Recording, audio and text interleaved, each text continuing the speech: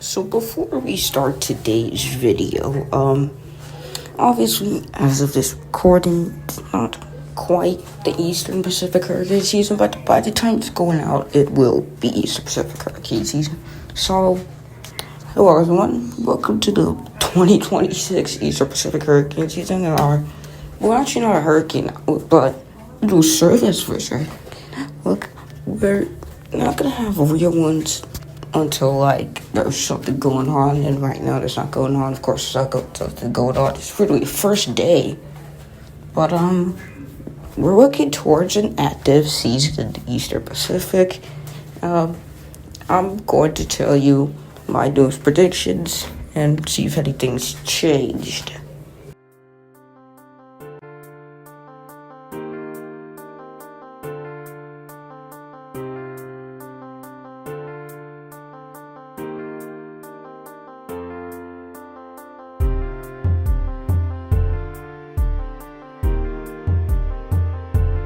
Alright, so what you're seeing is not the first forecast, the first outlook, but something they published. But it's a new update to their website, I guess. But, as you can see, May 13th, this was 2 days ago, or 1 day ago as I recorded this. No tropical cyclone activity expected, of course. And, yeah, Atlantic's pretty quiet. It's not the main feature anyways. It probably will be when it gets a big storm, which, hopefully it doesn't get too big of a storm on, 2025. We all know what storm I'm talking about. I made an outlook specifically for that storm on Halloween. But yeah, nothing going on right now. And no, there's nothing in the Eastern Pacific either. It's all quiet. The main topic of this outlook is to see what to expect, especially as the seasons get going with the Eastern Pacific starting as this video is coming out, and the Atlantic starting on June 1st. And I probably will make another special kind of outlook for June 1st, because the Atlantic needs its own little party. But right now, let's just enjoy the quiet while it lasts, and let's get into the main feature of this outlook. Alright, so my previous forecast for the Atlantic was 11 to 15 named storms, 4 to 7 hurricanes, and 1 to 3 major hurricanes. Right now I'm going to keep that, actually, because I decided I'm going to change the Atlantic outlook on June 1st, or when I record it, May 31st. Because I will do it as the season starts and see if my prediction as the season starts is correct. And if it's correct, then that's good. If it's incorrect, then I'll just have to learn from that.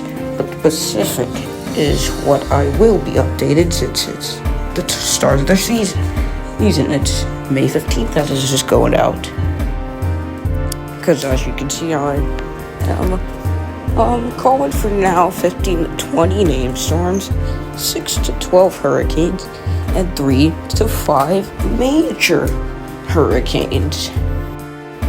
Compare that to my previous forecast back in April. I added 1 more in named storms. The original was 15 to 19, now it's 15 to 20. Mostly because I found out that we might have a super El Nino, and the Pacific's looking pretty warm. But if things change, then I'll change that forecast, so don't even worry about it. I'll change this on June 1st, hopefully, unless I forget.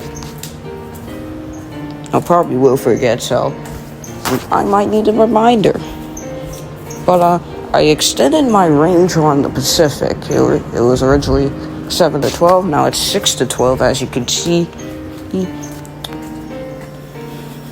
Mostly because I think while we do see, you might see some storms, we might not see a lot of hurricanes as I was previously thinking. Because I was going back to previous years where we had active seasons like this. Think of, what were some active years? I'm trying to think of some. I mean, we could start with 2025. That was an active year. Not many hurricanes for that year, I'm pretty sure. And, well, there was a lot of tropical storms, but not hurricane intensity. That's what I mean. And then what's another year? 2020, I could say was active. 2020 was sort of active, but as you can see, it did not make a lot of hurricanes in there.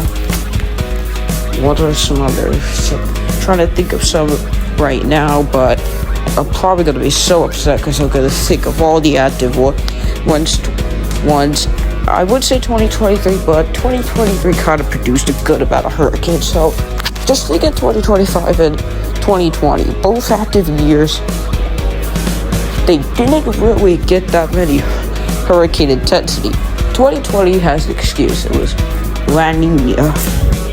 And most of its storms, I'm pretty sure they become tropical storms.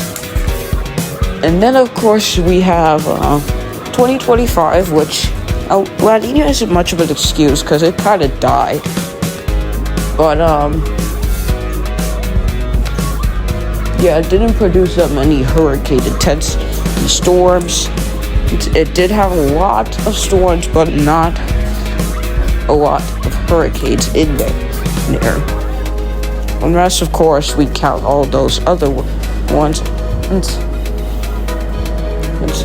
This is counting the Eastern Pacific only, by the way, not the Central Pacific. Because if we had the Central Pacific, then, yeah, it produced a very decent amount of hurricanes, definitely.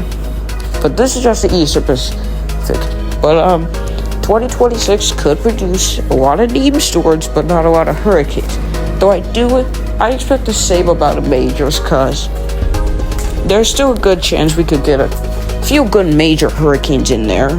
I don't think we'll have many. I don't think any of them will make landfall. I hope not. We probably will see some landfalls, but they probably won't be super significant. You probably think that gets you to 2025, doesn't it? Isn't it? With only one major landfall that occurred that year. Yeah, that definitely should ring a bell. And this isn't a guaranteed chance, but also remind yourselves of other active years, because there's a lot that I could name. 2021, 2022, 2023, 2025. That is like already, I just named like 4 seasons. And there's one thing that you can see in all those seasons. At least for 1 month, it was quiet. And they were all pretty active. 2021 was kind of dead in September. It had one storm, I think it was Olaf. Correct me on that if it's wrong, but I'm pretty sure it was Olaf. 2022 was November. It died in November because it ended in October with Rosalind.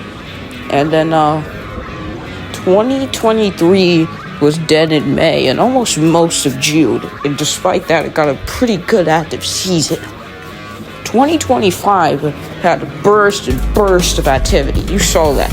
Got 6 named storms before we headed into July. And then guess what happened in July? That's usually what a pretty active month, by the way. Just straight up dead.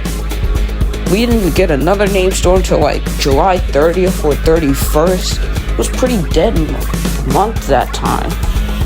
And then November was also dead at an early end. Not saying it'll happen this year. Not saying there's gonna be, but there's a chance. Because it seems like usually when there's an active year, there's usually 1 month that kind of is like a reset month for the base to refuel itself. And I'm not going to say a specific month because we don't know how much activity the base is going to get before this month that might be dead. But depending on how many storage we get at a certain time, we could see a quiet month. If I had to guess, I'd probably say November. And that's not just because, it's just like, November is usually a pretty obvious candidate for inactive or quiet months. The next one I'd pick would probably be September. But who knows, it probably won't even happen. And that pretty wraps it up, so let's hope for a nice season that doesn't do much damage to life and property this year. And we've been tracking years before. Let's hope we can track everyone this year to safety. Good night.